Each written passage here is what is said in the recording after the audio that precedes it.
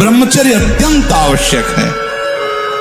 नींद पर काबू पाने के लिए, शरीर पर शासन करने के लिए, मन पर शासन करने के लिए, दिव्य आनंद का अनुभव करने के लिए ब्रह्मचर्य नींव है, नींव।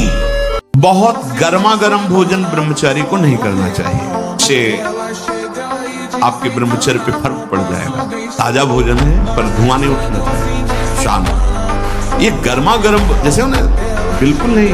भोजन हमेशा सात्विक, ताजा, सादा होना चाहिए।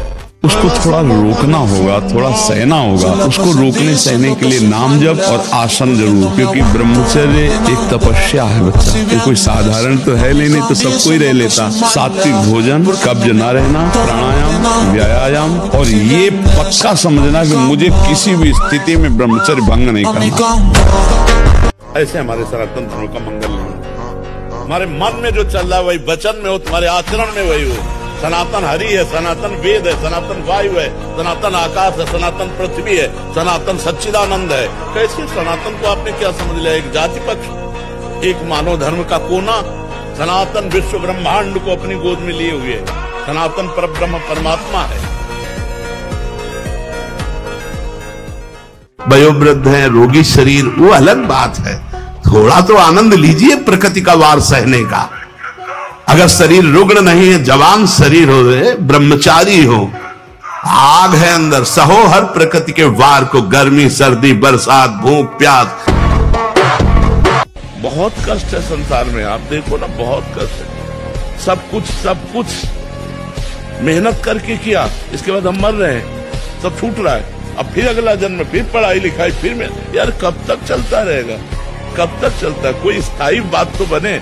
अपना स्थायी नहीं, अपना ट्रांसफर वाले हैं। सरकारी ट्रांसफर आए तो छोड़ो शरीर, छोड़ो घर, छोड़ो पत्नी, छोड़ो पुत्र, छोड़ो बैंक बैलेंस नया। अब पता नहीं सुअर बने कि कुत्ता बने कि पशु बने कि पक्षी बने, क्या बने कुछ पता नहीं। इसलिए नाम जप करो, भगवत कथा सुनो, संत संग करो, अच्छे आचरण करो, जिससे तुम्हारा मंगल हो जाए। भगवत मार्ग में चले हैं आप, अगर सपोर्ट कर सकते तो हमारे हो। हम जानते भी नहीं कि तुम हमारे कौन हो। जाके प्रिय राम वैदेही तजिए ताहि कोटि बैरी सम जद्य परम सनेही, परम सनेही। सबका मंगल हुआ।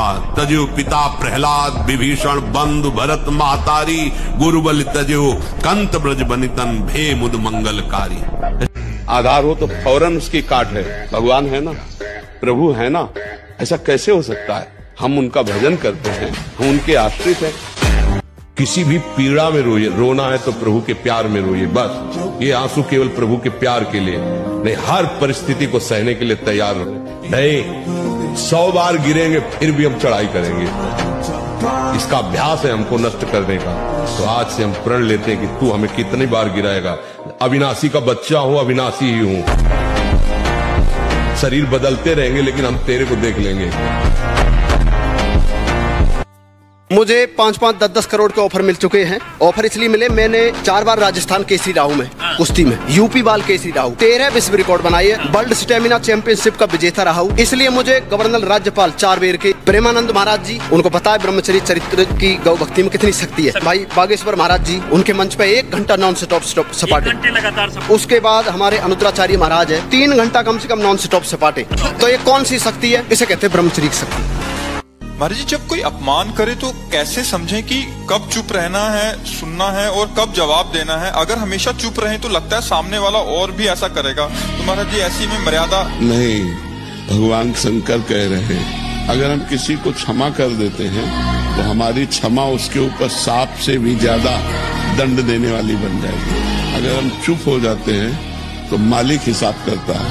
वो गाली दिया और हम चुप हुए, सुन के चल दिए, तो उसको गाली देने वाले को ऐसा दंड मिलेगा समय पर कि दोबारा किसी को गाली नहीं देगा।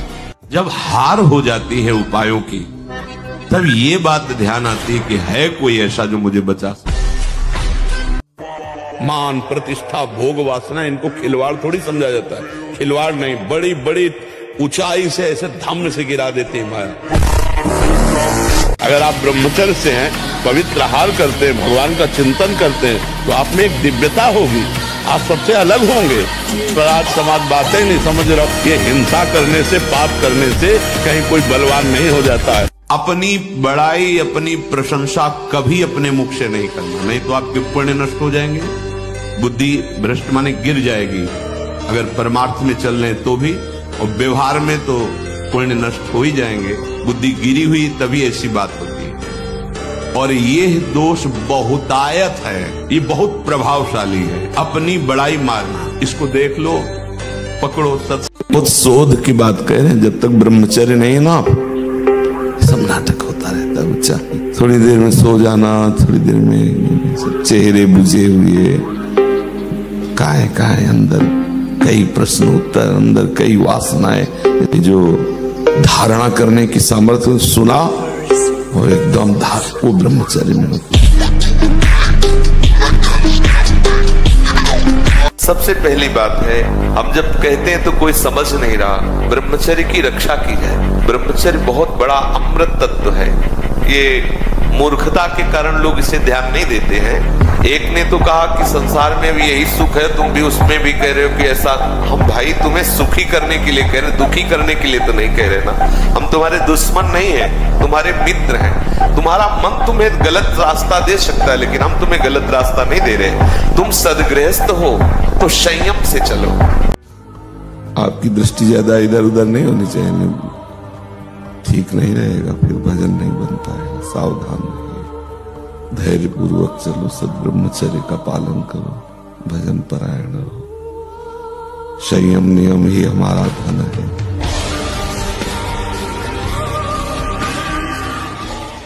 अंडे खाओ, मांस खाओ, पाउडर खाओ, डिब्बे खाओ, ये शरीर बनाओ। ये कोई भी फुला ले शरीर को, फुलाना कोई बड़ी बात कोई है। पंप मारो फूल जाएगा। बल कहां से लाओगे, ताकत कहां से लाओगे? ब्रह्मचर्य की पावर। पत्थर जैसा शरीर कहां से बनाओगे? उसके लिए सपाटे लगाने पड़ेंगे भाई, उसके लिए ब्रह्मचर्य का पालन करना पड़ेगा। लोग कहते हैं ब्रह्मचर्य का पालन करने के लिए जरूरी कोई है गोमूत्र पीना, जरूरी कोई गोबर स्नान करना। हाँ बेटे जरूरी है।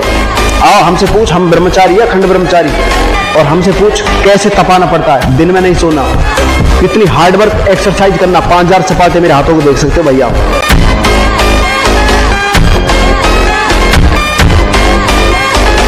और पुष्टता जिसे बल कहते हैं, वो तुम्हारे वीर्य में होती है। जिसको तुम खिलवाड़ समझते हो, वो खिलवाड़ नहीं, तुम्हारी जीवनी शक्ति है। यदि संयम से ब्रह्मचर्य से रहो तो ना उतनी घी में ताकत है, ना दूध में ताकत है, न किसी भी पदार्थ में ताकत जो तुम्हारे ब्रह्मचर्य में ताकत है। सुबह गंगा स्नान करके विशाल अशोक का वृक्ष, उसके नीचे हम पद्मासन लगाए बैठे हुए थे। फिर आंख खोल के बैठ के सामने आया, उसने कहा पहचाना? हम कहा आप वही हैं जिनको कल हमने रोका था कि आप है। तो बोले मुझे जानते हो? तो कहा आपको तो नहीं जानते, लेकिन आप हमें नहीं जानते। तो उसने पहले चाकू निकाली और रखा, बोले इसको जानते हो? हाँ जानते। पिस्तौल निकाली, ऐसे रखा, बोले इसको जानते हो? हमका हमारे पास कमंडल रखा था, ऐसे खोला और गंगा जल, हमका इसको जानते हो? हम कहा केवल हम और तुम है। हम कहा केवल हम और तुम है, तुम्हारे पास अस्त्र है और सुना है तुम हिंसक स्वभाव के हो। तुम अपना प्रयास करके देख लो, एक बार हम अपना प्रयास करेंगे। गंगा जल केवल है, होगा वही प्यारे, निश्चित हो चुका है। अब उस निश्चय को अगर कोई टाल सकता है, एक महान शत्रु है राग। हमारी बहन बेटी की तरफ कोई गंदी दृष्टि से देखे तो हमको अच्छा नहीं लगेगा, तो हम किसी की बहन बेटी की तरफ गंदी दृष्टि क्यों देखें? हमारा कोई अपमान करे तो हमें अच्छा नहीं लगेगा, तो हम दूसरे का अपमान क्यों करें? हमारी कोई चोरी करे, बेईमानी करे, झूठ बोले, हमसे कपट करे तो हमें अच्छा नहीं लगेगा। कुछ बातें तो ऐसी हैं जो स्वाभाविक आपको पता है।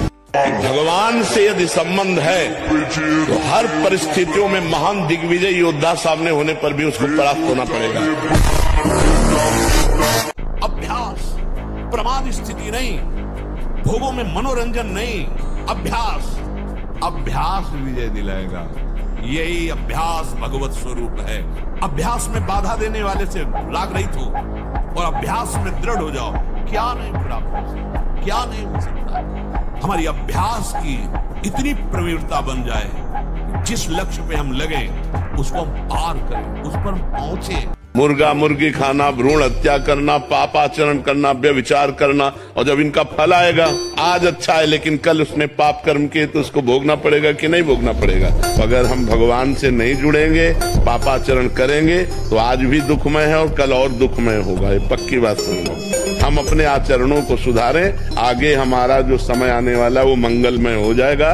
यदि हम आज भजन करेंगे, आज पापाचरण त्याग कर देंगे, तो कल हमारा बहुत अच्छा रहेगा। जब हमारा शरीर रोग युक्त हो चुका है, तो हमको अपने दिमाग में बैठा लेना, मरना एक बार ही है, 100 बार नहीं। हमने आज तक अपने को स्वीकार नहीं किया कि मैं किडनी मरीज। अगर स्वीकार कर लें तो हम बिस्तर से न उठ पाएं। हम उस रोग को स्वीकार करते हैं अपने ऊपर, अब डाउन हो जाते हैं। शरीर रोगी है, आप अविनाशी भगवान के बच्चा हो, हमारे ऊपर कोई रोग नहीं। पहली बात, किसी भी मरीज को अपने में मर्ज नहीं देना। रोग निवारण की सामर्थ्य भगवान के नाम में है, वो और किसी और में नहीं। अगर आप हमें अपमानित करो, मैं सह जाऊंगा, समझ रहे हो ना? नहीं तो फिर कायरता आ जाएगी कि कोई माता पिता गुरुजनों की, भगवान की संत निंदा कर रहा है, तो भाई हमें बोलना नहीं।